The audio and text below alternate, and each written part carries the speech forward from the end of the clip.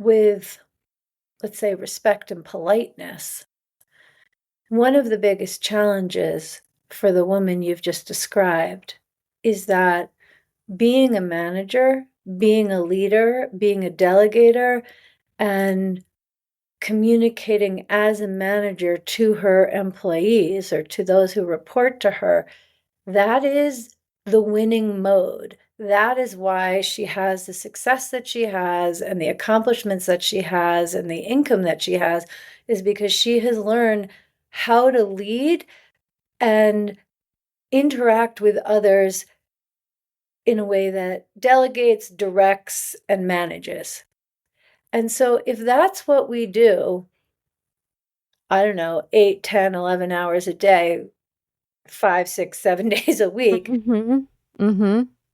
it's completely understandable that the winning communication style would be the one that we would use with our children and husband. And I'm talking in a heteronormative context here.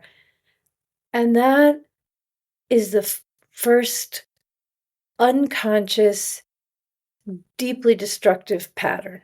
If you lead with power at work but feel disconnected at home, this episode is for you.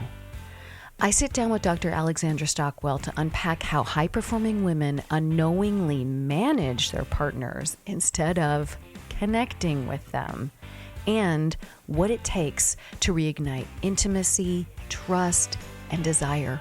We talk about money, power, resentment, and the relationship patterns that keep us stuck. It's real, it's personal, and it just might change everything. I got so used to being the only woman in the room, I didn't even notice it anymore. Did you know that only 31% of sales leaders are women, even though 50% of the sales reps are women? I'm Amy Evans. After 25 years of sales leadership in corporate America, I help B2B tech and AI CEOs hit their number as a sales strategy advisor. I also host the Women in Sales Leadership podcast, where you'll learn what it takes to lead at the highest level, withstand the pressure to deliver the numbers, and elevate your career without losing yourself. No fluff, just the real stuff of women in sales leadership. If you aspire to become a CRO, vice president, first-time sales leader, or start your own business, you're in the right place. You're going to want to stop right now and click follow so you don't miss the episodes that drop every week. Dr. Alexandra Stockwell, welcome to the Women in Sales Leadership podcast. I think I told you this before. I really have been looking forward to this conversation for a while. And the reason for that is I know this is true because I dealt with this. So many women in my audience have spent years really excelling in leadership roles. And sometimes what's going on truly when they get home is that there's this quiet struggle behind the scenes in their relationships, in their marriages, in their partnerships. And when I found you, and I listened to your book, Uncompromising Intimacy, I found myself just identifying over and over again with the stories that you shared. I just was like, she's talking about me. I did that. And I could even hear the voice in my head talking about how I would respond to some of the situations that you talk about in the book. We'll get into that. But the reason I want to get back to what my hope for today in this conversation is that your voice, Dr. Alexandra, is it okay if I call you that? Is that what you're Yes, and you're welcome to call me Alexandra. I'm happy for people to know I'm an MD, and then let's be Amy and Alexandra here. I'm so grateful to be on this show. Good.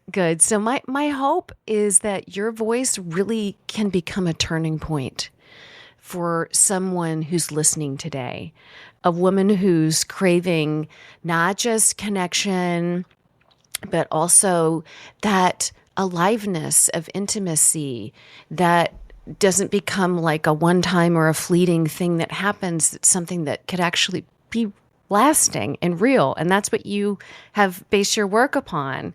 So I would love to get to know you through some questions and introduce you to this audience through some questions. And so the first one I have for you is, you grew up a child of divorce, right?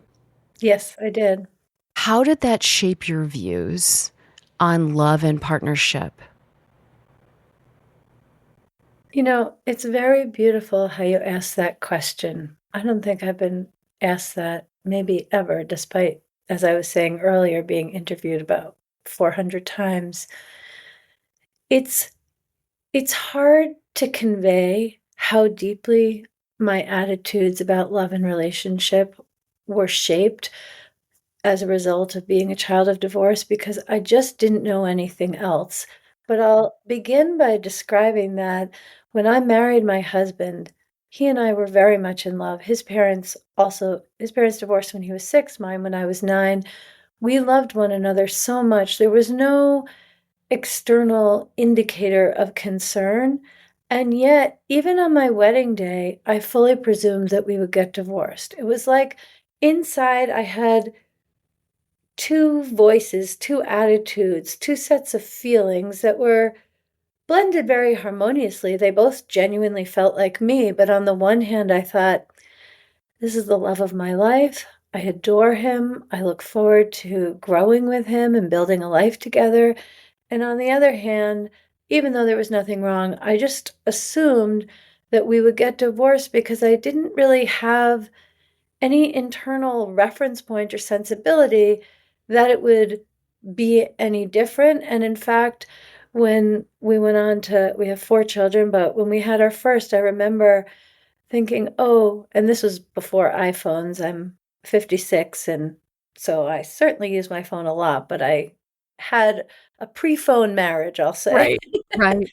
um, that I would mentally make notes so that I could tell my daughter in the future how beautifully her parents got along when she was young, because I just thought it's inevitable. And there are a few more kind of details I could convey, but I think the important thing is to say that somewhere between 10 and 15 years of marriage, I kind of had this basic aha that no one else knew what was happening inside me, but I kind of felt like I was hit by a 2 by 4. And I thought, maybe we won't get divorced. It's not, now I've been married 29 years and I feel really comfortable knowing that we won't be divorced. And I'm not anti-divorce, just to be clear, but I, there's a path forward with many flavors and all kinds of circumstances, but I'm very confident that we will continue to be married until one of us dies. However, the phase from being sure we would get divorced to my current experience was thinking to myself, well, we might get divorced, but it's definitely not certain, and I need to stop thinking that. Now, Wow. another piece to your question is that when I had this thought to myself, maybe we won't get divorced, it inspired me to really, really prioritize my many questions about how do we create a fantastic marriage? And I've come to understand, and this is a phrase that is in multiple locations on my website, that having a fantastic relationship is a learnable skill. And the reason that I have such conviction is because I didn't know how, and I learned it, and I have taught so many other couples. And the other thing to say about this is that as mammals, human beings are mammals, and one of the main ways that we learn is through imitation. Now, when it comes to calculus and biochemistry, obviously that is not learned through imitation. That is far more cognitive in learning that. But when it comes to relationships, how we are in our body, how we are with someone else's body, how comfortable we are with communication, how self expressed we are courageous enough to feel, where vulnerability weaves into our presence in intimacy, that is all learned through modeling unless we make a point of learning, finding a teacher, a book, a podcast, a coach, a therapist, a training, whatever it is, and specifically learn how to have a fantastic relationship. And I have so many clients, particularly, I'll say, particularly men who have backgrounds in STEM or tech or, who've done a lot of learning say, why isn't this taught in schools? Mm. Hey, I wanted to share something with you. I'm super excited about it. I'm hosting a masterclass for you, and the topic is going to be on elevating your career, getting yourself to the next level. It's totally free to join. It's going to be coming up in June. And for you, you have an opportunity to sign up to make sure you get on my early access list to join the masterclass. How do you get on the list? Really easy. There's going to be a link in the show notes wherever you're listening to or viewing this show from. So you can, number one, find the waitlist link, and you'll find the waitlist to masterclass link. Or if you're a LinkedIn person like I am, go find me on LinkedIn, Lynn Evans on LinkedIn.com. And you can find my waitlist link right there at the top of my profile. Easy, add your email address. It's simple. You'll get notified as soon as the masterclass is available. And I'm really excited to see you there. Now So that's something. that's my initial answer to how being a child of divorce influences my views about love and relationship now, because the bottom line is that it resulted in my feeling fairly cynical. I don't have a cynical personality, but what I've just shared began as a cynical attitude, and it has inspired me to really codify.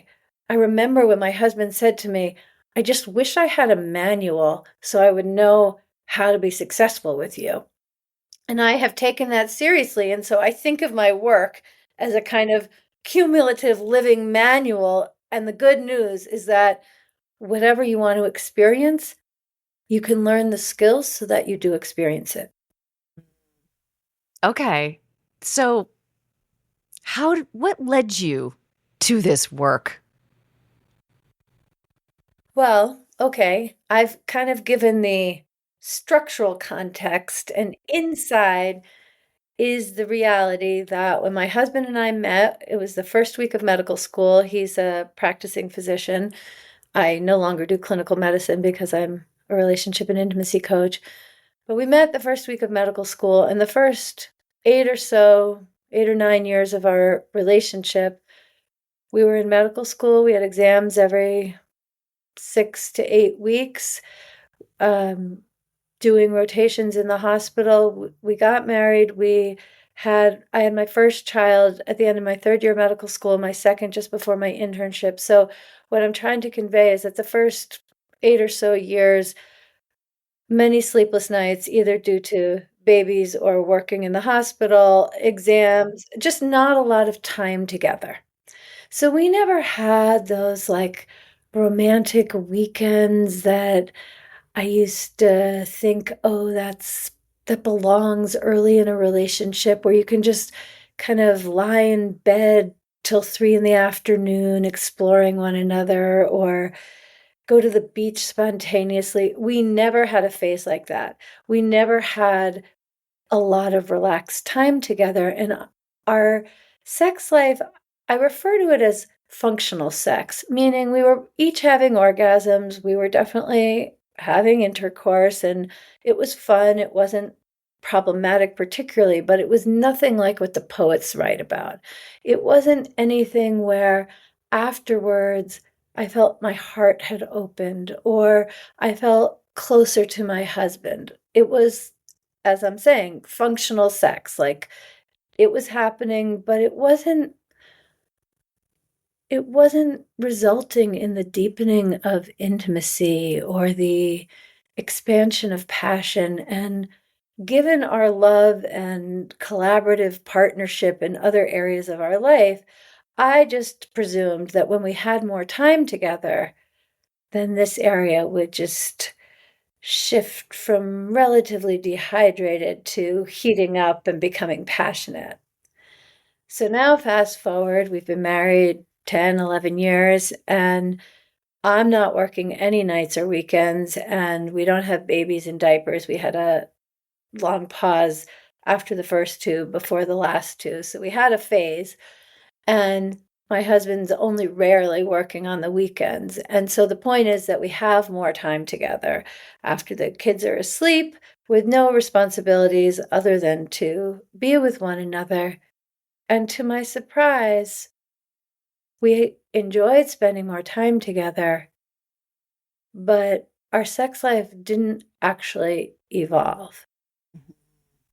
And that just was unexpected to me. And I thought, okay, it's not just more time that we need, because we have more time and nothing is really shifting. And then I got a number of books and went to various workshops, like wanting to learn what is the magic code that can really ignite our passion. And in the context of that exploration, I did an extremely in-depth training on sex and intimacy. It was for lay people and also doubled as a training for coaches. And at the time, I really didn't know what a coach was. I took letters after my name seriously, and my main association with coaches was like overweight 60-year-old men and Russian young beautiful figure skaters or football coaches. Like, I really just didn't understand the coaching world at the time, which was much smaller anyway.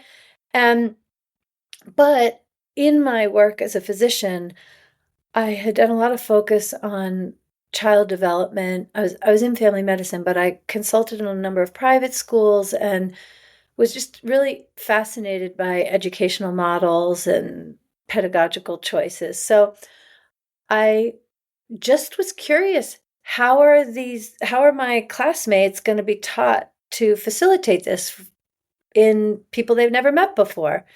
And so I went to the teaching lab, and that very first time in the teaching lab, I just felt like I had come home, that so much of what I wanted to do as a physician, I could do a lot more directly as a relationship and intimacy coach. And I actually don't remember exactly what you asked me, but I'll just say that then I began coaching, and in learning how to have a fantastic relationship, I've done many trainings. I have my own personal experience, but also I've just learned so much from the couples I've worked with. You answered the question. Okay. I knew I was. I just didn't remember You were what it you were was. you were on track. You were on track. So that brings me to you set me up perfectly. So from what I could gather, you focus your practice and your serving really high. I'm going to try to figure out how to word this, like high functioning, career driven couples. That is correct. The way I usually describe it is couples who know how to make things happen in other areas of their life. Mm, When there's any kind of professional matter or something with the house, often with parenting, like, these are people who know how to solve problems and grow from there. And in that situation where people know how to make things happen in the rest of their lives, they're used to feeling competent. It's really confronting not to know how to make things happen in intimacy and in the bedroom. And so there are just the challenges of communication, intimacy, and sex, but it's layered over with the confronting feeling of incompetence, which is not typically part of the ambitious, driven, successful person's experience in life. I mean, maybe at 12, but not at 35, 45, 55, or 65. yes. Yes. Okay. So all of that resonates. So here's the part where I have to confess, like, I'm actually divorced. Alexandra. I Yes, I think I knew that. Yeah, okay, so I was married for 17 years and I'm happily divorced, which is, not I feel fortunate to be able to say that. But but and I should say, and I have a vision of finding a person, like my person, my real person. And so when I was listening to your book, um I was listening it through the experience of I'm trying to grow and evolve and, prepare myself for, this person's going to be here with me. I'm going to manifest it somehow, right? And then I'm also looking at the book from the experience of my lived experience of 17 years. And when you said confronting just now, oh my gosh, there were so many moments.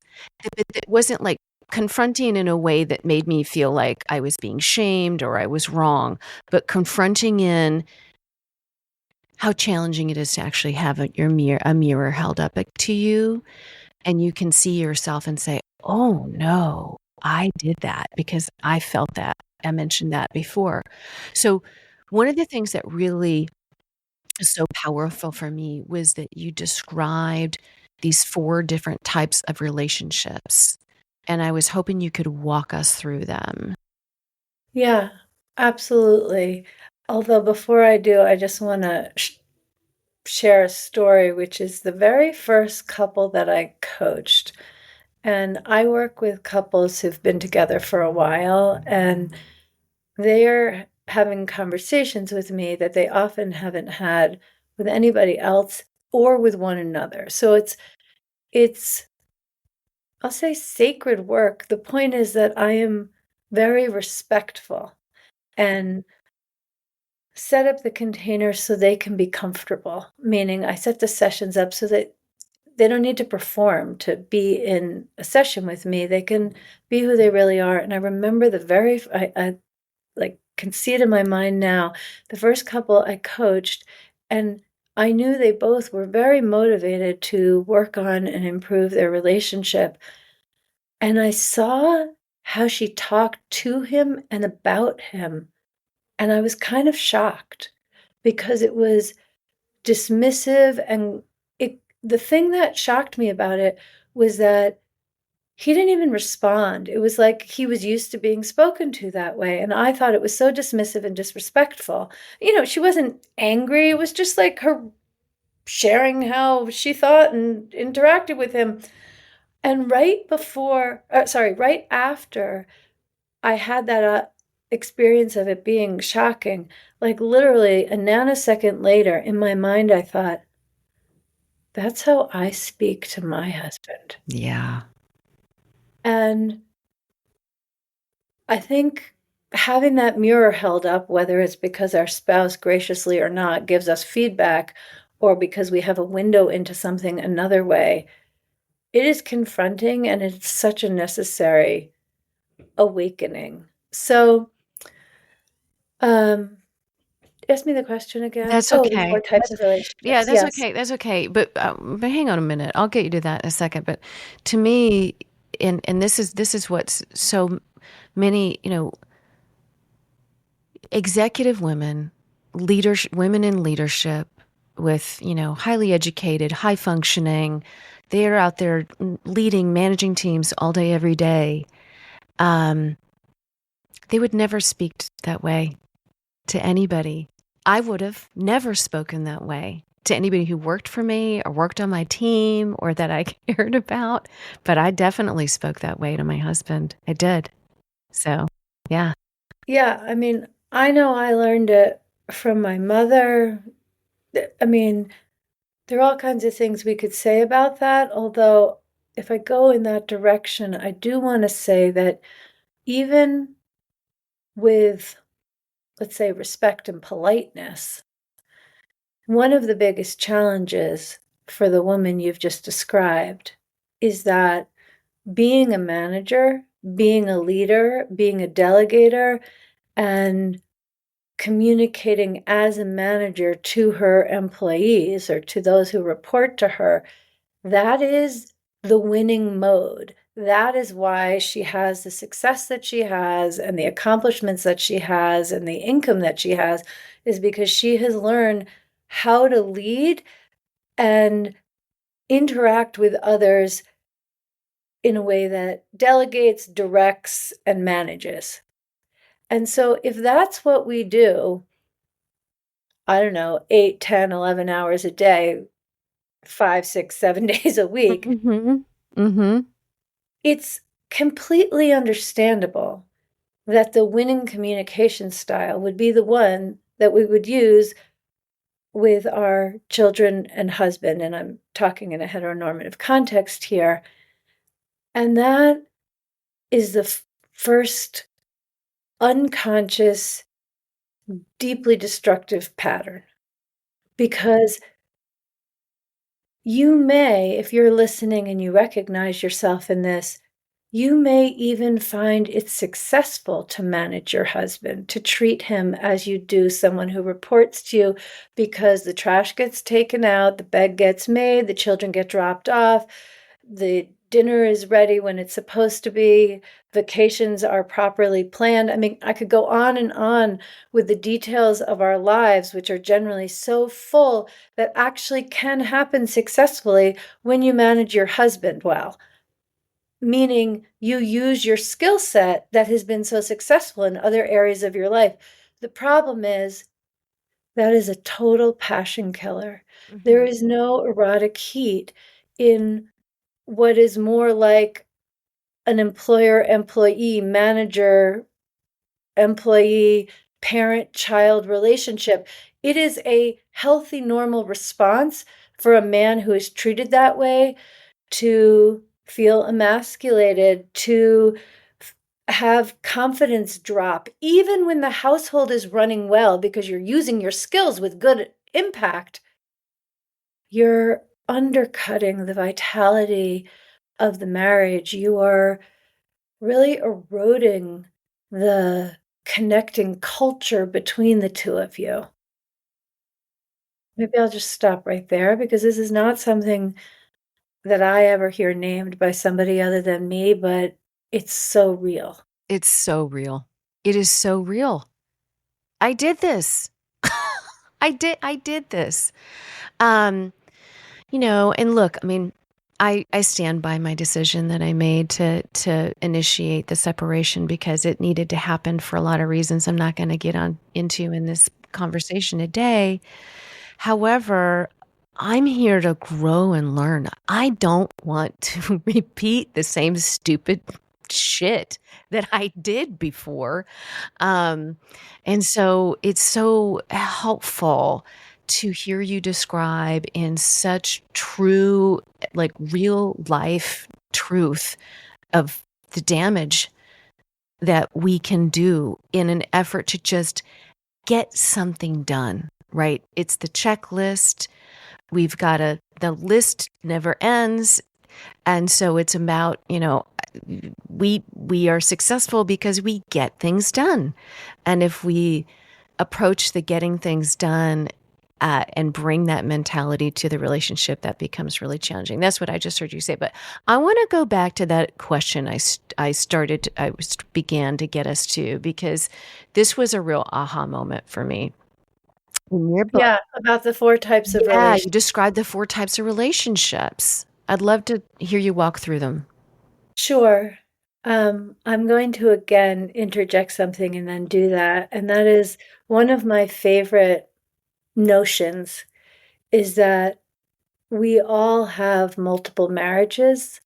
It's just that some of us are lucky enough to have them with the same person. Holy smokes, that is the coolest thing that you just said. Wow. Yeah. And so my marriage now, we didn't go through a divorce in between, but my marriage now is nothing like it was before. And if I had gotten divorced, I would be in a different marriage now with somebody else. Ideally, I'd be married to somebody else if I were divorced. That's all too theoretical, but I just really want to offer that I just don't believe that people on their wedding day know the things we're talking about. And this is where, again, having a fantastic relationship is a learnable skill. And either it's learned with the person you make a lot of mistakes with, or it's learned and then you find someone else. Like, I just want to convey that the growth, the individual personal growth is essential either way. I love that. So there are 4 types of relationship: toxic, termination, toleration, and conscious partnership. And I will define each of them. So, a toxic relationship, most of what I teach, it could be interesting and enlightening for someone in a toxic relationship, but it's not appropriate to implement the skills, because in a toxic relationship, there's anger and fear most of the time.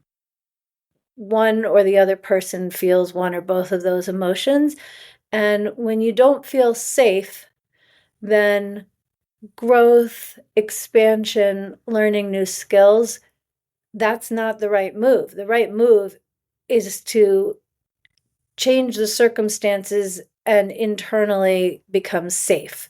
So I think, we can have like moments of a toxic relationship in other relationships, but I'm talking about the pervasive theme where you can't really genuinely relax with your spouse. Well, there are so many people who have good suggestions for you how you can transform your circumstances, but this conversation isn't meant to address that situation.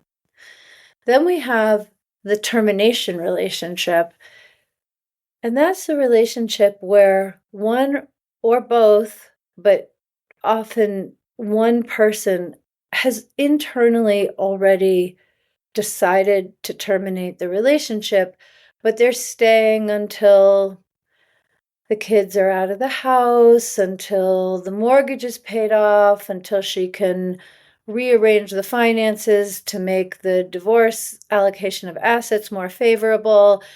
Maybe there's an elderly parent, and only when whatever caring is required comes to completion. There are a lot of circumstances where people can love one another and one person can be crystal clear this relationship is going to end. It's just not the right time. And so what characterizes a termination relationship is that one person has basically already given up on the relationship, and often that can bring more peace, more ease and collaboration, because the kind of tension is gone because it's resolved with that decision to move on, even though the relationship lasts for a long time. And so what I'm sharing can be used in a termination relationship, but typically that comes with reconsidering whether or not it remains a termination relationship, meaning one that will end when circumstances support that.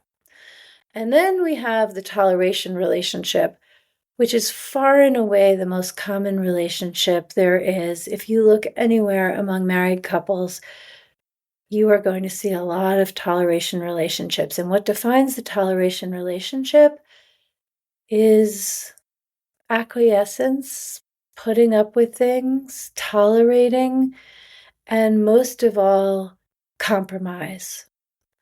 Far and away the most common relationship advice that is given to anyone getting married or married is that you have to be good at compromise. If you want a happy marriage, compromise is the way to do that. And that is just completely wrong.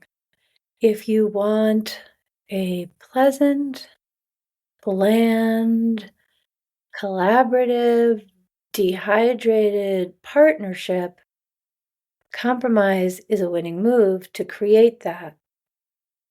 But if you want a dynamic, erotically alive, adventurous, beautiful, growth-oriented relationship, which is the conscious partnership, that's the 4th kind, where it doesn't mean things are always perfect, but you're aligned to grow and discover and be self-expressed. That is the definition of the conscious partnership. But if we go back to the 3rd type, the toleration relationship, I just want to say something about how I think about compromise. In the context of a long-term relationship, compromise basically means withholding what you want, withholding who you are, so that your partner is more comfortable. And similarly, when we talk about uncompromising intimacy, the name of my book, as you said earlier, I don't mean intimacy that comes from being uncompromising in the sense that you always get your own way, that you don't ever have to compromise. That's not what I mean. What I mean is that where compromise is withholding who you are so your partner's more comfortable, uncompromising intimacy arises when you learn how to be self-expressed, how to bring all of yourself to the relationship, how to be a great manager and also receptive and collaborative and more emotional and more logical, just the wholeness of you. When you learn to bring that into the relationship and ideally invite your partner to share as well who he is, that's what uncompromising intimacy is about. So the real distinction and kind of bridge to evolve from the oh so commonplace and much easier to maintain unless you have skills, which is the toleration relationship, the bridge from that to conscious partnership is learning the skills to know yourself better and share who you are in a way that feels good to receive, even if it is a little uncomfortable. You, in the book, you told a story about the dishes being left in the sink. I mean, I think if everybody had $1 for how many times the dishes were left in the sink, we'd have a nice tidy pile, a nice sum. But you in your telling of this like very real, actual story that I think the women who are listening right now are going to say, yeah, oh my gosh, I've been there. When you gave that example of how to turn that situation around, that really hit home for me in terms of practicality. Can you share about Sure, that? yes. So the setup is that maybe I have an early work meeting, or maybe I've had a long day and I'm exhausted. I need to go to sleep. Whatever the context is, I have a conversation with my husband, and he says he'll clean up the kitchen and do the dishes. And so I wake up the next morning and the dishes are in the sink. He hasn't done what he said he would do. Yeah. And in that moment, I don't necessarily feel like I have a lot of choices, but I do, and I have made every one of the things and every one of the choices I'm about to say. I could go in and just walk out again as though I didn't even see it. I could go in and start doing the dishes, but, clattering, making the china hit the side of the sink so that everybody knows that I am doing the dishes. I could just do them and be like muttering under my breath, pissy and resentful at how unreliable he is and what a hassle. I could go to him and kind of explode my frustration and say, "Would you do the dishes? You said you'd do them and they're still there." Oh I my mean, there's gosh. so That many that was ways. my MO, by the way. I would have been like, what the fuck? Right. Can I What? count on you? Are you kidding me? I How? cannot believe they're in the sink again. Yeah, I can't trust you. That's right. I can't trust you. So the point is that there are all these different ways to handle this, none of which results in feeling more connected with my husband. Yeah. Most of them result in the dishes being done, but none of them result in me feeling more connected with my husband. And in fact, they all result in my feeling disconnected, and then I need to get over it, or someone needs to apologize. And maybe it happens right away in some marriages, maybe it takes 4 days. Like, it's a mess. So, this is the situation in which the tool I reach for is making a vulnerable communication. And there are a few ways, a few steps to doing that. So, regardless of who ends up doing the dishes, I want to put some attention to what this actually meant to me. And then I want to make a communication with my husband. And the first thing to do is to say, I have something vulnerable, or I have something meaningful I want to share with you. Are you available to hear it? Because if he doesn't say yes, that's just going to be a mess and cause further disconnection. He's going to respond with defensiveness, shut down. He's going to get angry. Like, anytime you're going to have a more meaningful, more vulnerable, not just logistical conversation, you want to both be a yes to having that conversation. And either he's going to say yes, he's available, or he's going to say no, and you can make a plan for another time you're going to have the conversation. Then, when you have the conversation, the first thing to do is to say why you're going to make the communication.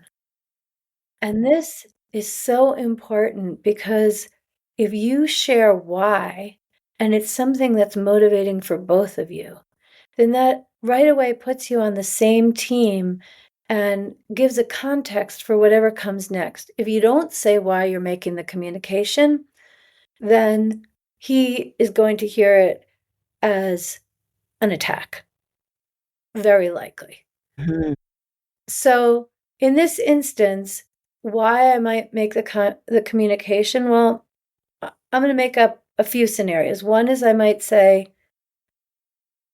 I feel really hurt and I want to reconnect.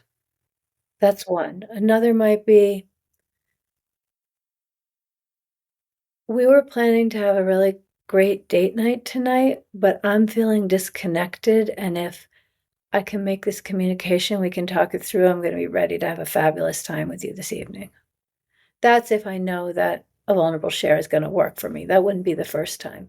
But you've got to find something that he's going to be motivated by, and you are too, because that's how you're going to stay in the conversation when it gets a little challenging. So let's just say that we had a date night planned that evening, and so I'm going to say, I really want to have a great time this evening, and in order for that to happen, I need to communicate this to you.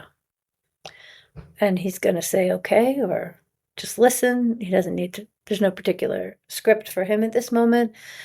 And then I'm not going to say, I'm really angry you didn't do the dishes. It's so hard to I'm, not do that. even when it's true. Although you shouldn't be making a vulnerable share if you're still running a lot of anger. You've got to calm yourself down in order for this to go well. Otherwise, it doesn't really matter what you say. You could have the most amazing eloquence, and he's just going to respond to the fact that you're angry. So you really do need to take responsibility for your own feelings and get to the tender thing underneath, which is almost always there, and we rarely look for it. So let's see, if I really put myself in that situation, what I would end up saying, instead of, I can't trust you, or like, that might be the thing to say, but what I want to emphasize is that in the vulnerable share, it's actually not about him. It is not feedback on his behavior. It's a sharing of the impact on me. And for me, when my husband says he's going to do the dishes and then they're still there, what I would be saying is, when I saw the dishes in the sink this morning, my heart sank and I felt taken for granted and unloved. And my goal is not for him to feel badly, it's for him to see me. Like, this is where uncompromising intimacy is cultivated. This is a place where compromise is definitely easier. Not saying that so neither I nor my partner are uncomfortable and just getting over it or getting pissed that the dishes were there. Like, that's actually the easier move. But the more transformational move, which creates more intimacy and more passion in the relationship, is to look at what actually got hurt under all your competence and all your defenses. And for me, one of my go tos is that I just don't feel loved. I'm not saying that that's a universal response, that's my response. And we all need to discover, like, what's the core thing that gets hit. I'm unlovable. I don't feel loved. I'm a failure. Whatever it is, like, that I don't want to minimize the journey in discovering what is underneath when we peel off the reactive layers. But for me, it's often that I just feel taken for granted and I don't feel loved. And my husband, who may have just forgotten or may have fallen asleep on the couch because he too was tired, or any number of things, he never intended for me to feel that way. This is why it's really great that you brought up the different kinds of relationships, because in a toxic relationship, then this wouldn't be true. And that's why I don't suggest this kind of communication in a toxic relationship. But where there's love and companionship in a toleration relationship, he would never know that impact if I don't tell him. Mm. And notice as I'm doing this, my tone of voice, my presence, I'm not even blaming him for my feeling that way. I'm just sharing that that's how I felt. And honestly, when you use these skills that I'm referencing and demonstrating right now, then there's more closeness as a result, and more connection, more intimacy that builds as a result of my sharing something like this and feeling seen by him and embraced, either literally or just metaphorically, by him, such that we feel closer. Erotic energy is going to flow more freely after that kind of an intimate moment. And in the end, I've had some crazy situations where I've been glad he left the dishes in the sink, because we never would have had that moment if I didn't feel hurt. And sometimes it's cause hurt to him. That's often harder. So it's often easier to feel hurt than to cause hurt and not know what to do about it for many of us. But anyway, the connection that comes through genuinely sharing with simplicity and without blame. I really want to emphasize what even though I'm saying many sentences to create context, what I actually shared with my husband is quite simple, and there's no blame in it. And the way I get to something simple is by really looking inside, journaling, reflecting, being in the shower, thinking about it. So I'm not just going from seeing the dishes in the sink to a communication with him, which is going to be reactive. I am getting to know myself better and what my experience is, and then sharing it with him so that these countless kind of mismatched moments with varying intensity and emotionality attached all can serve to create more connection, more intimacy, more safety, more being seen, received, and loved. Mm. As you were sharing about that, what came to mind for me was this responsibility. That's what I was hearing. I was hearing, I am responsible to communicate how I feel, which is comedy for me slightly, but it's not, it's like tragic comedy because everything you just described, Alexandra, is the recipe that leaders learn for how to give feedback and, challenging feedback. Um, Different companies, different places call it different things, but you're having a critical conversation where you're Yeah. going to address something. And what you just described was like, you know, make sure that you're not having that conversation in the heat of the moment when emotions are running high. Give yourself time and space to process what was the real impact for you and be able to communicate that impact of whatever it was, the small breakdowns, because there are going to be breakdowns that are going to happen, right? In every relationship, that what was the impact of that breakdown on how you felt? And it's an offering to the conversation and the relationship to allow for a little bit of a repair to happen. Oh my gosh, I'm so sorry. Here's what happened. I wasn't doing this to just be a jerk. Yeah. Um, so that's what was going through my mind here. But it's so funny how we can do that in an office or when we're leading teams of people. When it comes to this person that we share our life with, we've built a family with, somehow that learning just like vacates as soon as we log off of the computer or get home from the office, and to be reminded of the power of that kind of communication. Yeah, it's not because we forget what we know in our intimate relationship. I think part of it is that we learn about intimate relationships when we're children. And when we get triggered, what happens most often is some younger part of us gets activated, and the mature, emotionally intelligent, responsible grown up who knows how to lead tens, hundreds, thousands of people with grace and precision and obviously able to give good feedback. You don't get to a position like that without doing so. That part of us just vacates the premises when we get hurt.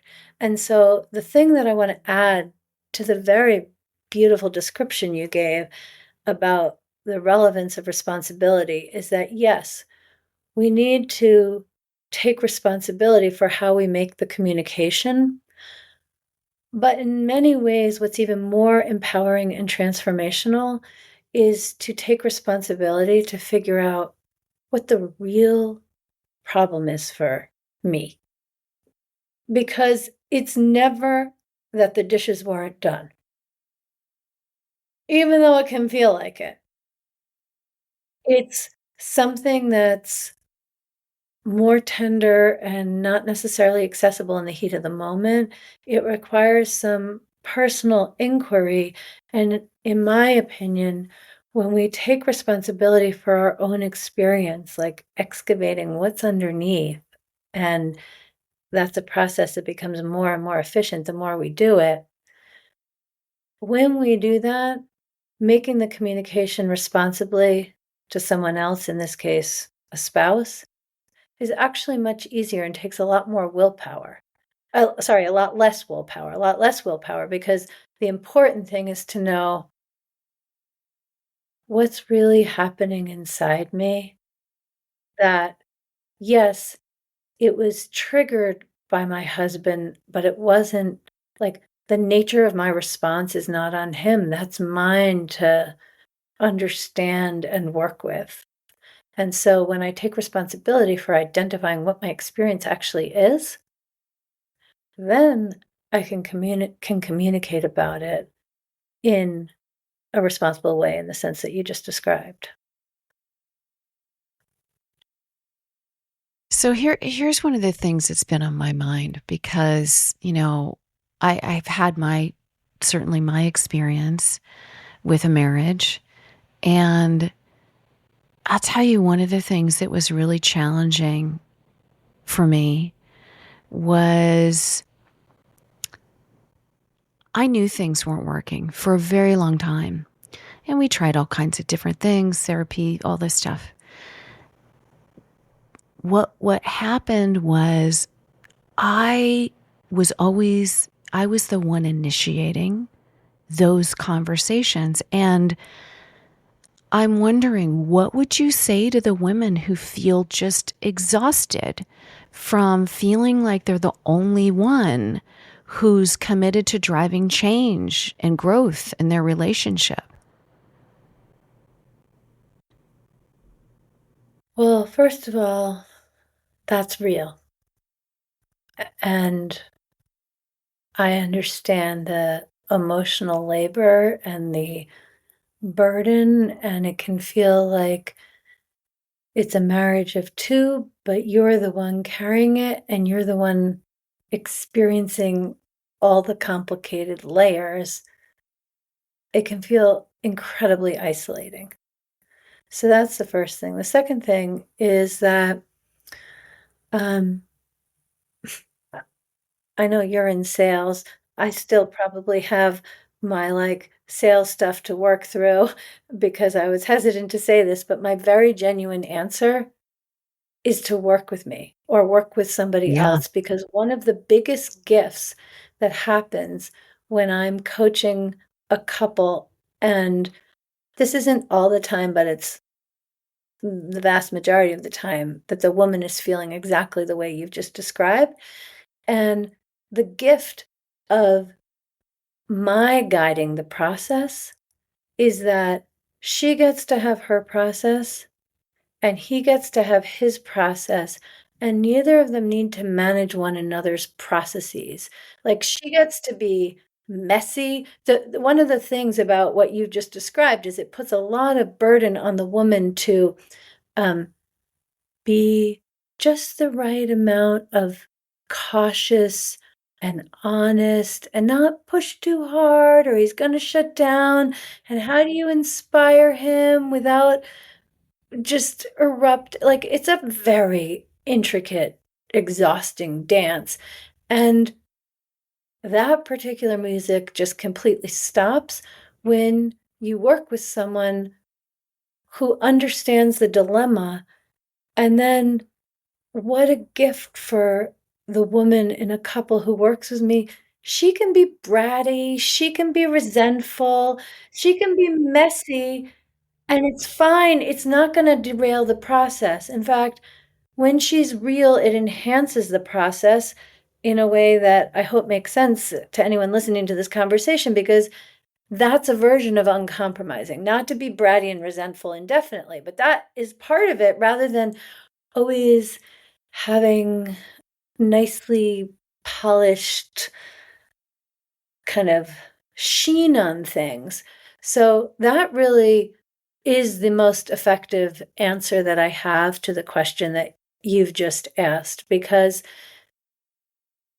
and let me also say that I've had a lot of women reach out to me and say, we really need to work on our marriage, blah, blah, blah, blah, blah, is not working. And my husband won't participate. Like, either he says things are fine, or he's not into personal growth, or any version of that. And I say, okay, don't ask him to commit to couples coaching, to relationship and intimacy coaching. Just ask if he'll commit to a 15-minute conversation with me. And some of the men don't, and then that's that. I don't know what happens next because I'm not a part of it. But 100% of the time, when the man is willing to have a 15-minute conversation with me, he then says, okay, let's try this. Yeah. He doesn't know for sure it's going to work, but nobody does when they work with me. Like if they knew for sure it would work, then they'd be doing it on their own. But one of the things that happens in that conversation is that he can feel I have his back too. Mm. Like when I coach a couple, I almost never say this, and I've never said it on a podcast, but I really think of the relationship as my client, as opposed to being her spokesperson or his spokesperson. And he can feel that I'm not going to proceed in the coaching, even though he may have heard for months or years, sometimes more than a decade, her listing out all of his inadequacies and ways that he's not showing up and things that he's not doing properly for the health of the marriage. And he knows after 15 minutes of speaking with me that I'm not going to just continue that narrative. Like, there's no relationship where it's all his fault, even Mm. though that's how the narrative often develops in the context that you've described, where she's the only one who's motivated for personal growth. And I'll just say one more thing about that, which is that being motivated to grow and change looks different for different people. So for a woman, it might be that she goes to yoga and participated in some kind of a leadership circle and I don't know what, like, or read a particular book and it just really lit her on fire. There are a lot of different ways it can happen. That doesn't mean, even if you're more advanced, further along in the journey than your husband, it doesn't mean that his growth and learning is going to have the same flavors. And I think that's so important that we accept that growth and transformation does not happen the same way for our husbands as it does for us. Now, it happens for us in all kinds of different ways, but I'm talking within a couple, that is true. So I'm coaching a couple right now. She goes to all kinds of like transformational ceremonies where there's an altar with different things from nature and someone with a drum and maybe some kind of humming, and each woman shares and they each cry, and this is a source of incredible inspiration and meaning for her. And he likes to play 9 holes of Of course golf. he does. But it's not because he's checking out. There are a lot of different ways to play 9 holes of golf, Yeah. but for him, that is his time in nature. That is his time where he can think and just have the quiet. And when she judges him for not going to men's circles the way she goes to women's circles, so he must be less than from a growth standpoint, well, that is not a narrative that I support when they coach with me. Mm. Oh my gosh. Wow. Wow. Okay. So I want to get to one thing, and Are we going to talk about money? before we wrap up, yeah, let's talk about money. Thank you for asking Okay, about good. that. That's on my list. Yeah, money. Money. You said this before we started the show. And it's just there. So many of these professional women today are out earning their husbands significantly, not a little, a lot. Yeah, you may know this data better than I, but I want to just like outline a few facts Hmm. for our conversation. Yeah. One thing, because I just looked up the statistics this morning, that 45% of women out earn their husbands. And among the relationships where the woman out earns the man, 46% of them separate. Mm. And there's another statistic, which I don't have the exact numbers, but it's one I heard a few years ago and has really influenced my thinking. This is based on IRS data, so objective income data, that when couples are interviewed where the woman out earns her husband, she will round down what her income is, and he will round up. In other words, each of them separately psychologically are trying to close that gap. Mhm. And there are couples who navigate this magnificently, and I want to share some of the essential elements in doing so.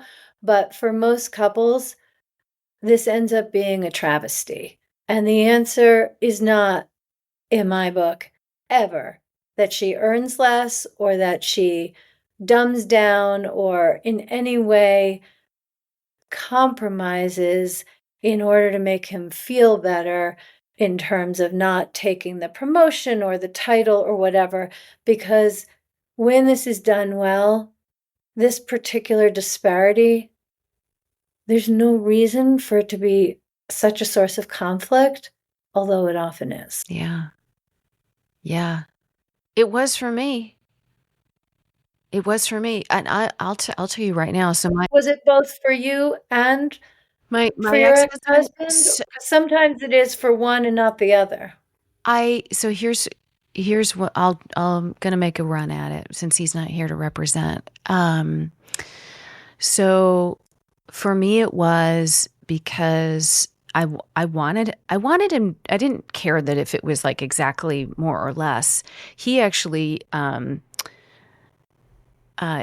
stayed home with the kids, and that wasn't by choice. It just kind of happened, you know. My Where career he took did off. between jobs or something, Yeah, and he, then that was cheaper than childcare. all of that. But he stayed home, and I still was paying for childcare. So that's a different story. But like you asked about what it was like, and so what it felt like for me was, I definitely had shame about it. I was not shame toward maybe some shame toward myself that I had chosen a partner who didn't provide Yes. materially to the Yeah. family. Yes. And then I know he felt tremendous shame about it. So much so that he didn't go to his high school reunions because he didn't want to have to explain to his former classmates that he didn't work anymore. And, when we would be out in social situations, he would ask me, like, well, so what do I say I do? And I said, well, you know, and this is the story that we made up. And I'm the biggest believer in telling the truth that you'll ever meet, maybe to a fault, right? But we chose this story because it protected his identity as a man, and the story was that he was retired, right? Which was true. It was Yes. true, Yeah. Yes. but it wasn't the truth. I understand. Yeah. And so it allowed for him to tell this to people, and they would look at him, and people make their own assumptions when you say you're retired. And Especially as a as a younger man, man. yeah, they're Yeah. gonna, and we let them believe whatever they chose to believe, and the truth was between us, and that Yes. truth became really untenable in our relationship. Yeah, Okay, so I have a number of things to say about this. I welcome them. Okay, thank you.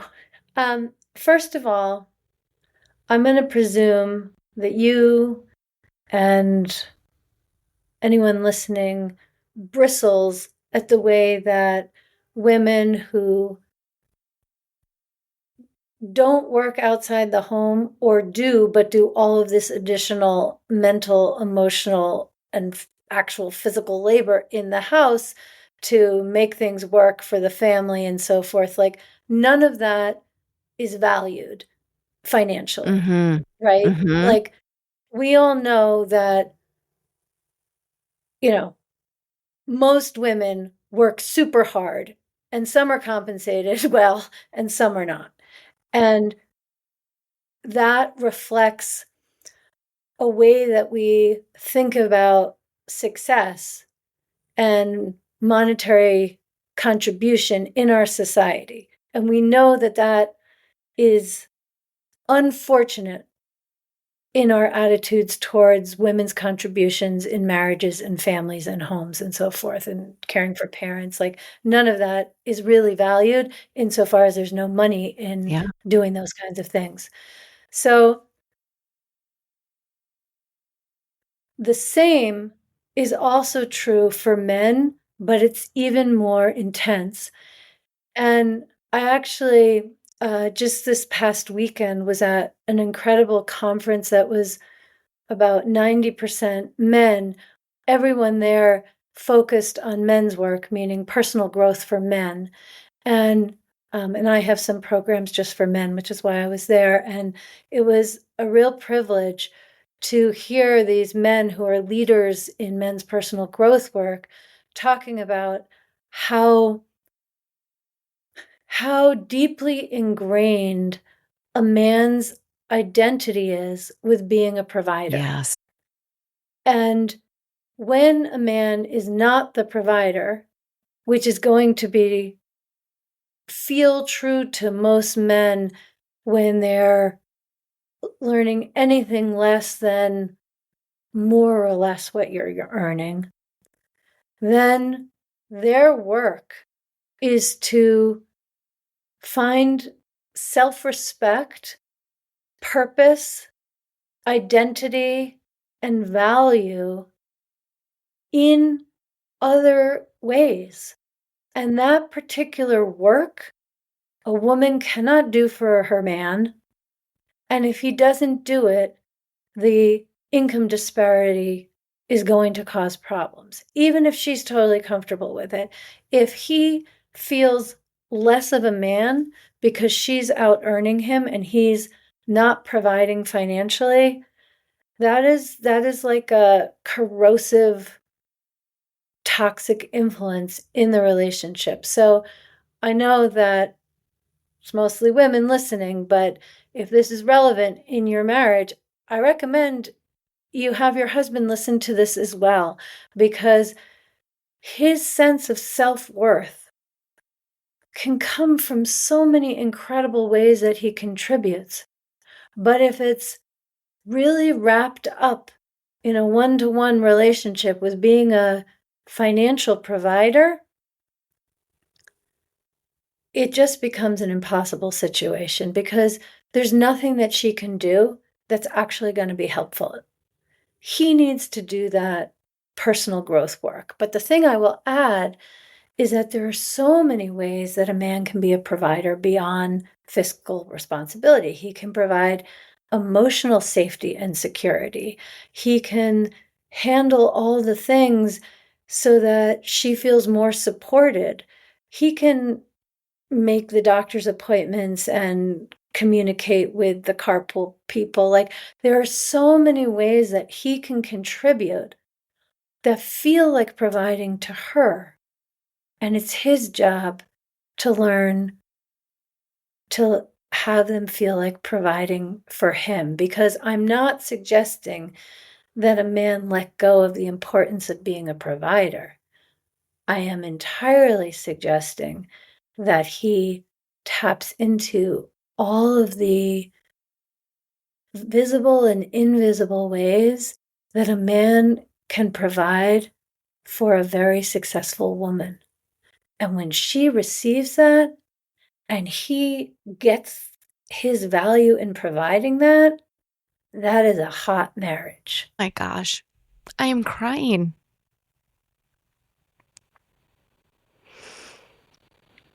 That was so beautiful. Yeah. Wow.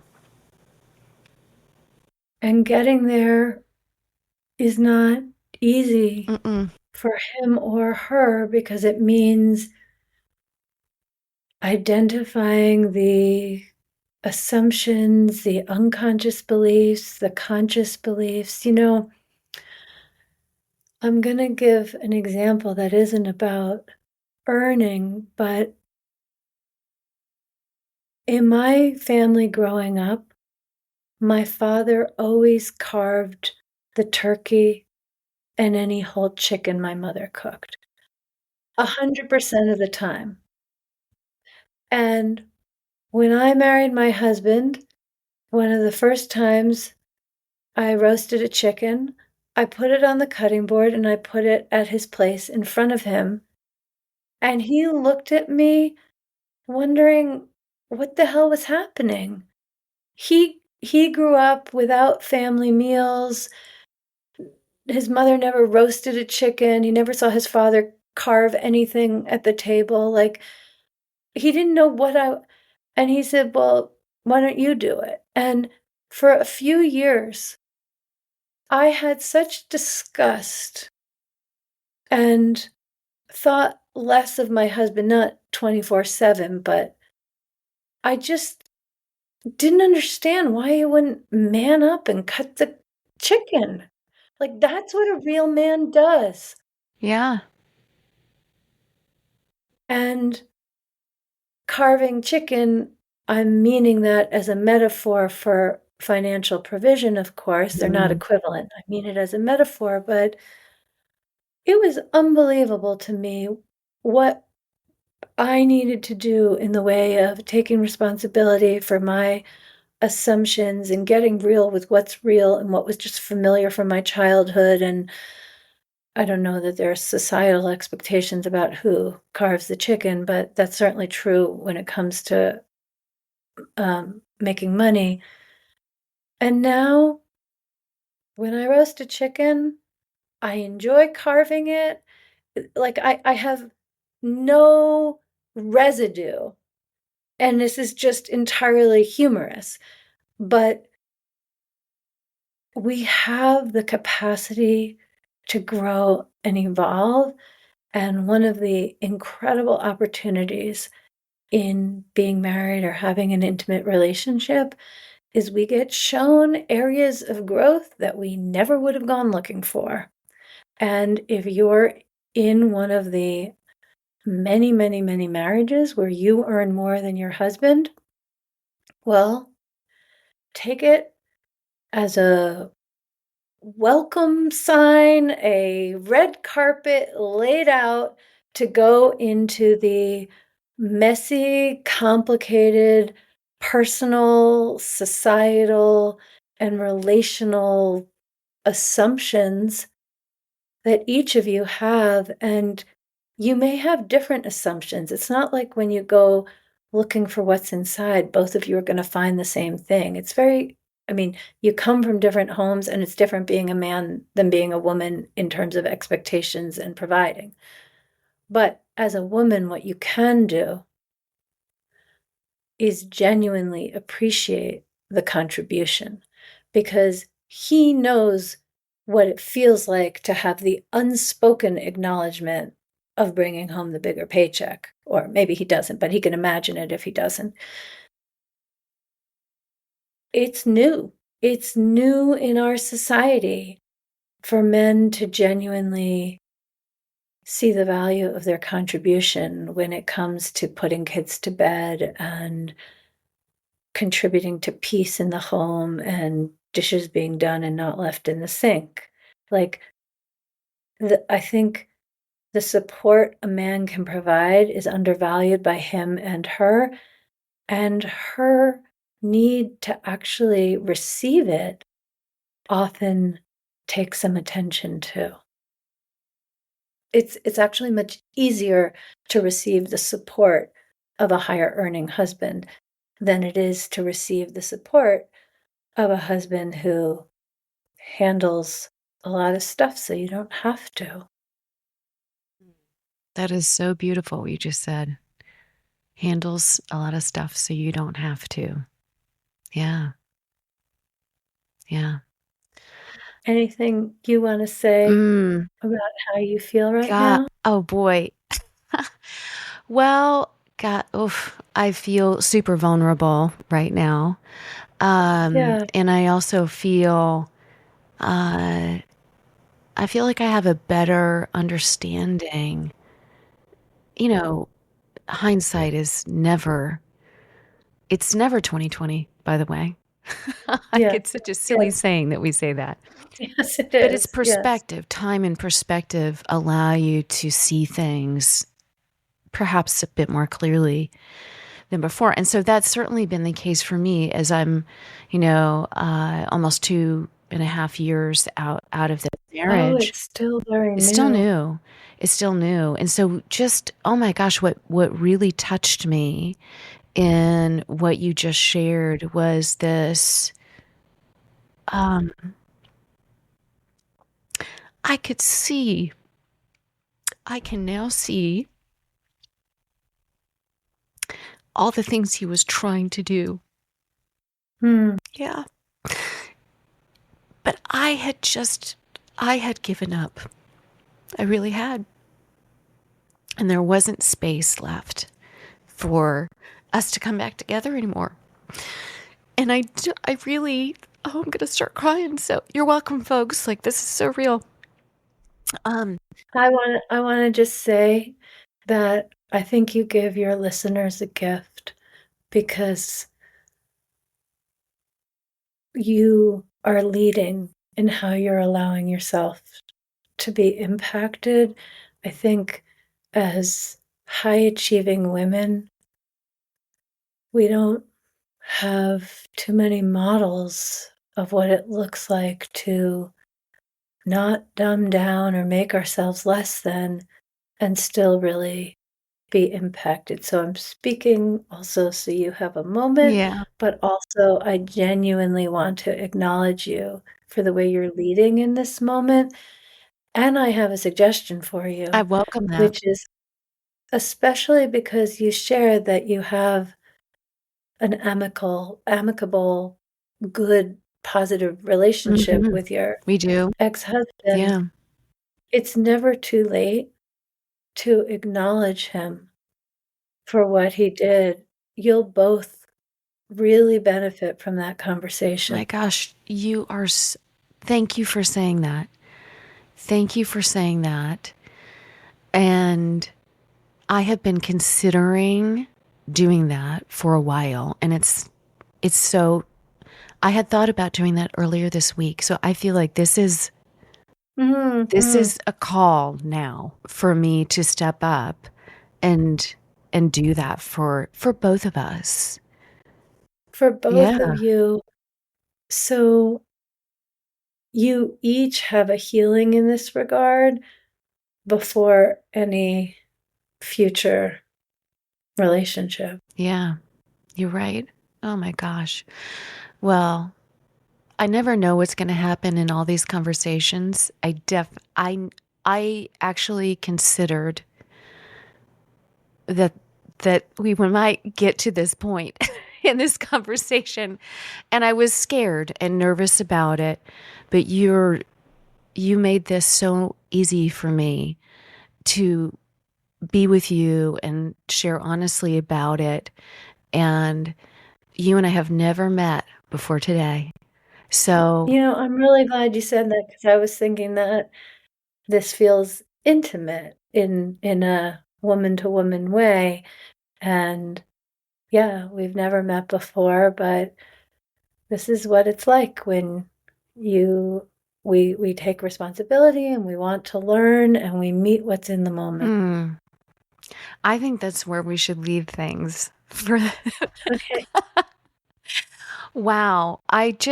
Dr. Alexandra, I want to honor you for holding space for me today, which I didn't set out as an objective of this call, this conversation of this episode.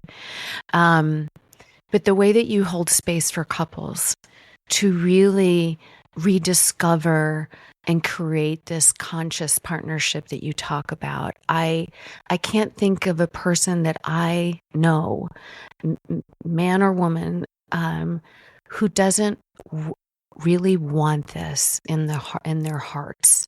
They long for this type of growing, committed, safe, vulnerable, intimate, hot sex. Yes, right? Yes, that's part of it. We Right, didn't go there, right. but No, we didn't go that there, is but part of you, it. I mean, I mean, when you're connected to the person that you're with and you want to be with them and you feel like you're really on the same page and you're supporting each other and being there for each other, boy, you're interested Yes, in being exactly. naked in the same room Exactly. together. Yeah. Yes, And all the exactly. good things that go along with that. So I want to give my listeners today the opportunity to learn about how to get connected with you. And I was hoping that you could share that right now. How can my listeners find you and all the various and wonderful Yes, things that you absolutely. provide? Well, the best place to go is alexandrastockwell.com, and you'll find many different resources there, from private coaching. I have online courses, and I also want to emphasize, because we've talked about it a number of times, my book, Uncompromising Intimacy, which is available on Amazon and Audible. And I have a podcast, the Intimate Marriage Podcast, where a conversation like this is not so unusual the way it is for your podcast, Amy. um, so whatever speaks to you and whatever next step you want to take, alexandrastockwell.com is a good place to go. Yeah. Well, I just want to say thank you again for being in the conversation today. It was such an absolute joy to be with you today. Thank you. Thank you. Thank you so much for tuning in to the Women in Sales Leadership podcast. If you enjoyed today's episode, be sure to follow us and share this with a friend. I'm serious. Stop right now and take a look at the app, whatever app you're using to listen to this episode on, and hit follow and share this with a friend. Send them a text. See if they would enjoy this show as well, learning all about and meeting women in sales leadership. Hey, and if you know somebody who is crushing it in sales leadership and should be on this show, reach out to me on LinkedIn, Amy Evans, or the Women in Sales Leadership podcast. I would love to connect. See you next time.